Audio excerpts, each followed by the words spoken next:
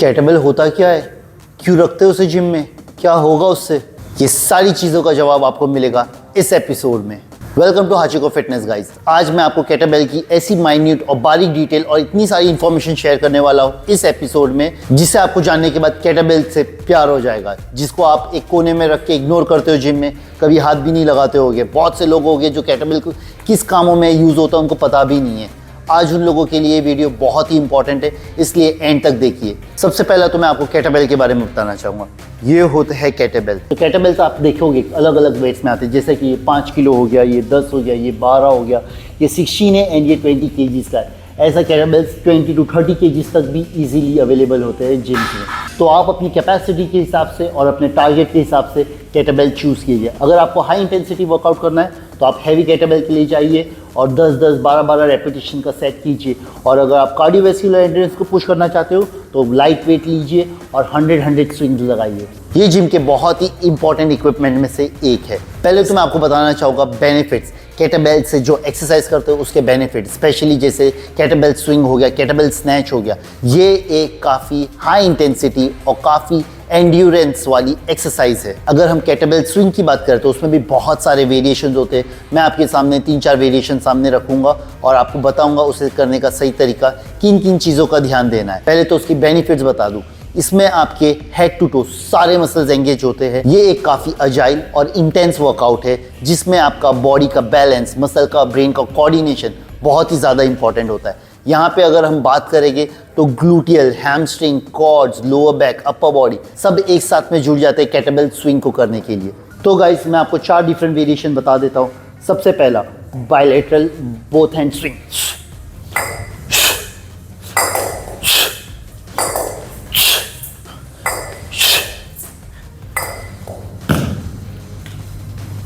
Bilateral single kettlebell swing.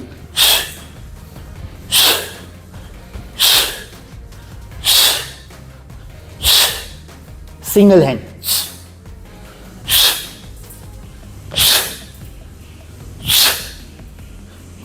Shifting.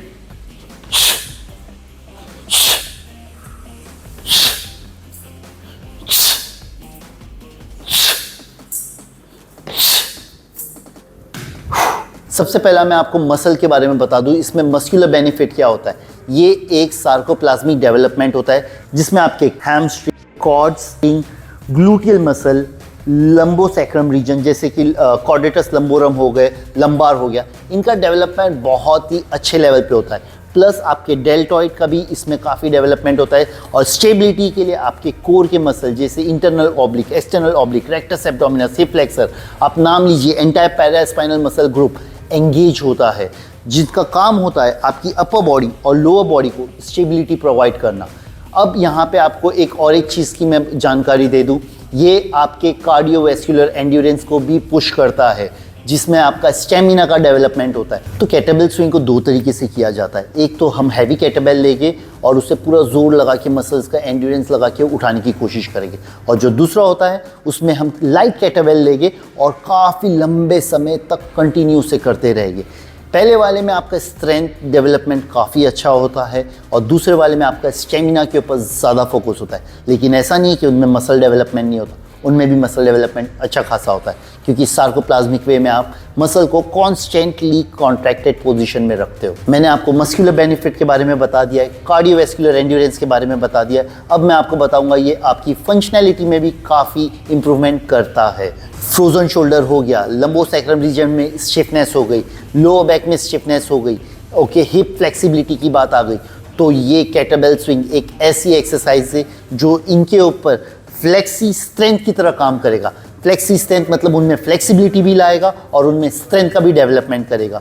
तो अगर आप फंक्शनैलिटी के पर्सपेक्टिव से देखोगे तो ये एक one of the best exercise selection रहेगा, जो आपकी इंप्रूवमेंट के लिए, हेल्थ के लिए बेटर होगा। तो ये रहा इसका फंक्शनल बेनिफिट। अब ये आपके रोज़ देरी मर्रा के जो अभी आप काम करते हो उसमें आपको जो लोअर बैक की, स्पाइन की या शोल्डर की मोबिलिटी रिस्ट्रिक्टेड है वो फ्री हो जाएगी। इसके अलावा अजिलिटी, आपकी अजिलिटी भी इम्प्रूव होगी। तो अजिलिटी होता है आपके ब्रेन का और आपके मसल्स का सही टाइम पे करेक्ट वे में रिस्पॉन्स करना, without losing balance, without losing stability. Upper body और लोअर बॉडी का, राइट साइड का और लेफ्ट साइड का सही टाइम पे कोऑर्डिनेशन।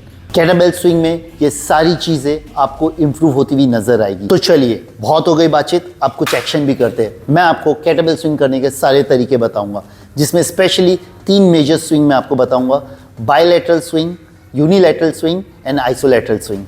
तो पहला मैं आपको बताना चाहूँगा बायलैटरल स्विंग, मतलब उसमें आपको दोनों हाथ से एक ही केटलबेल को पकड़ के आपको स्विंग करना होगा। यूनिलैटरल स्विंग, यूनिलैटरल स्विंग में क्या होता है, आप एक हाथ से एक समय में एक ही केटलबेल स्विंग करते हो, दूसरा हाथ आपका रिलैक्स रहता है। एंड तीसरा होता है आइसोलैटरल स्विंग, इसे ऑल्टरनेट स्विंग भी कहा जाता है, जहाँ पे आपके दोनों हाथ साइमल्टेनियसली ऑल्टरनेट वेज में केटलबेल को स्विंग करते रहते हैं, कभी राइट कभी लेफ्ट। और ये एक केटलबेल को एक्सचेंजिंग मूवमेंट है वाइल डूइंग अ ड्रिल। बहुत ही मज़ा आएगा। सबसे पहला मैं आपको स्टांस, ब्रीथिंग, सारी टेक्निक बता देता हूँ। तो सबसे पहला आपको ये जानना होगा कि केटलबेल स्विंग करते वक्त आपको आपका stance slightly wider than shoulder रखना होगा। इसमें आप सुमो नहीं रख सकते, क्योंकि अगर केटलबेल का लीवर ज़्यादा बड़ा होगा तो पुश करते समय, पुल करते समय वो ज़मीन से टकराएगा और आपका स्विंग में काफ़ी डिस्टर्बेंस आएगा। एंड अगर वेट हैवी है तो आपके लोअर बैक पे भी इम्पैक्ट कर सकता है, जिससे चांसेस ऑफ इंजरी बढ़ सकते हैं। अब हम बात करते हैं स्टांस की। तो आपका स्टांस होना चाहिए स्लाइटली वाइडर देन शोल्डर।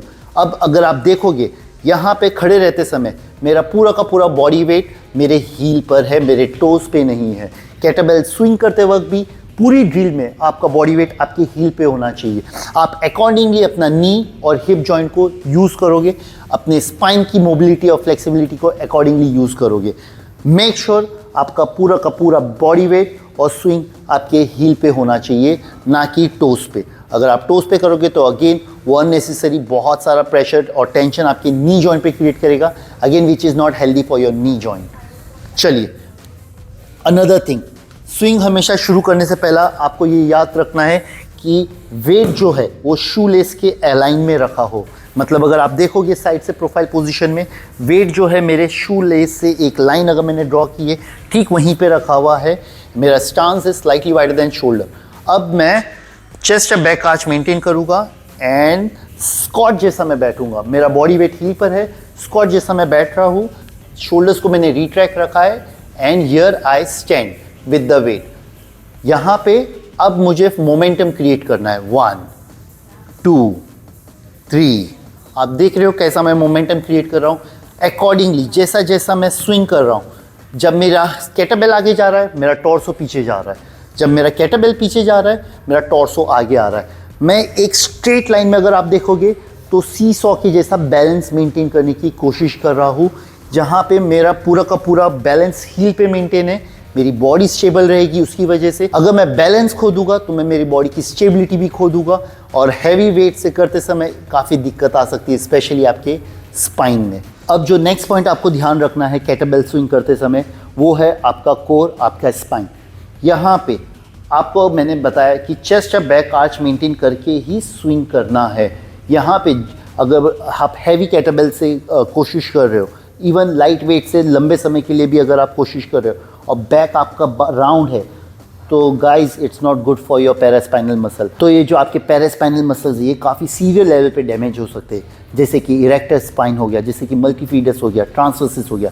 आपको ध्यान रखना है कि आप बैक को राउंड ना करो, इसलिए आपको कोर का ध्यान रखना है, आपके पैरास्पाइनल मसल बराबर रहे, इसके लिए चेस्ट या बैक आर्च मेंटेन रहे। अब यहाँ पे मैं आपको बताना चाहूँगा कि केटलबेल्स में ग्लूट्स का कॉन्ट्रैक्शन बहुत ही इंपॉर्टेंट है। लोग शोल्डर से उठाते रहते हैं। यहाँ पे मैं सीधा खड़ा हूँ और मैंने मेरे शोल्डर से उठाया, मतलब एंटीरियर डेल्टॉइड काम कर रहा है, जबकि ये एक्सरसाइज सही तरीके से करनी चाहिए पूरी की पूरी बॉडी से, जहाँ पे आपका हिप पीछे जाएगा और वो हिप पीछे जब जाएगा वो आगे थ्रस्ट करेगा, मतलब आपके ग्लूट्स के जो मसल है वो कॉन्ट्रैक्ट करके हिप को थ्रस्ट कर रहे। अब जब वो थ्रस्ट करे वो केटलबेल को पुश करे और केटलबेल वही मोमेंटम लेके ऊपर आ रहा है, ना कि अभी आप देख सकते हो ये हो गया शोल्डर से उठाना, ये हो गया हिप थ्रस्ट से उठाना। अब मेरा केटलबेल उतना ऊपर नहीं आ रहा है।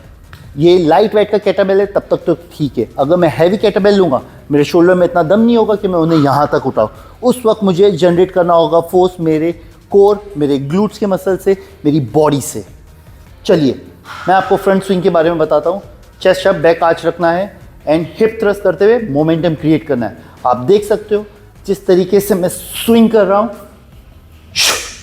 5 6, 7, 8, 9, 10। हाँ, ब्रीदिंग टेक्निक बहुत ही इंपॉर्टेंट होता है। आपको इस चीज़ का ध्यान रखना है, जब आप थ्रस्ट कर रहे हो उसी के साथ में आपको एक्सेल भी करना है। अगर आप ये लंबे समय तक करने वाले हो तो आपको ब्रीथिंग कंटिन्यू स्विंग के साथ में, हर एक स्विंग के साथ में ब्रीथिंग मेंटेन करनी है। और अगर आप हाई इंटेंसिटी के साथ में अगर केटलबेल कर रहे हो उस वक्त भी आपको ब्रीथिंग थ्रस्ट के साथ में ही एक्सेल करनी है। गाइज, अगर आप ब्रीथ नहीं करोगे तो आपकी बॉडी को ऑक्सीजनेटेड ब्लड नहीं मिलेगा, जिसकी वजह से आपका मसल कॉन्ट्रैक्शन कहीं ना कहीं कॉम्प्रोमाइज़ हो जाएगा। तो मैं अगले वेरिएशन पे जाने से पहले आपको एक प्रो टिप देना चाहता हूँ। आप जब भी वर्कआउट फिनिश करते हो आप विटामिन सी का कंजम्पशन ज़रूर कीजिए, क्योंकि वर्कआउट के बाद में इम्यूनिटी जब ड्रॉप हो जाती है, विटामिन सी हेल्प करता है उसको जल्द से जल्द ऊपर लाने में। तो चलिए अगला वेरिएशन करते हैं। अब मैं आपको बताऊँगा सिंगल हैंड। यहाँ पर आपको क्या करना है, केटलबेल को सिंगल हाथ से सेम तरीके से पकड़ना है और आपका जो दूसरा हाथ है वो भी केटलबेल के साथ में स्विंग होगा, उसे रिलैक्स नहीं करना है। एंड यहाँ पे मोमेंटम सेम रहेगा, आपको हिप से थ्रस्ट करना है।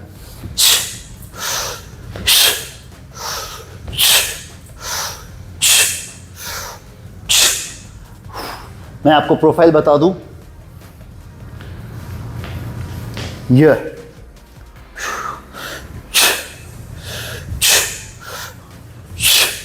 मेरा पूरा का पूरा बॉडी वेट हील पे जा रहा है।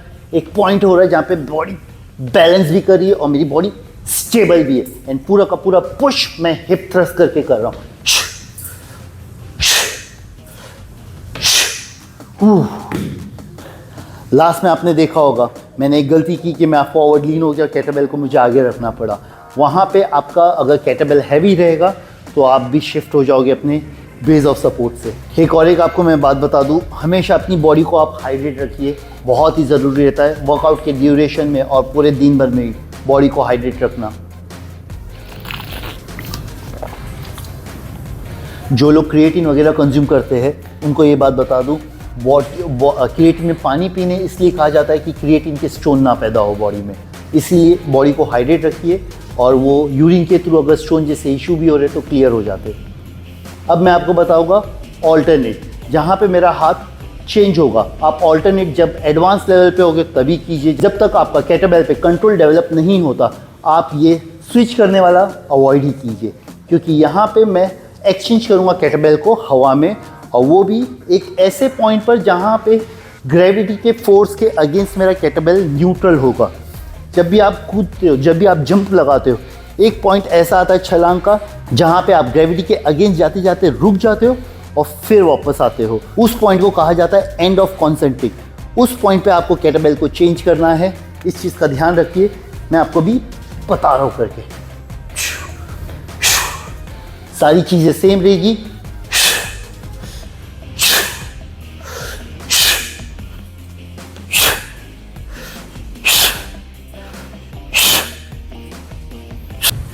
यहाँ पे मैं एक पॉइंट डालूंगा, आप देख सकते हो मेरे पैर डॉर्सिफ्लेक्शन में जा रहे हैं। डॉर्सिफ्लेक्शन मतलब मेरे टोस का उठना इस तरीके से।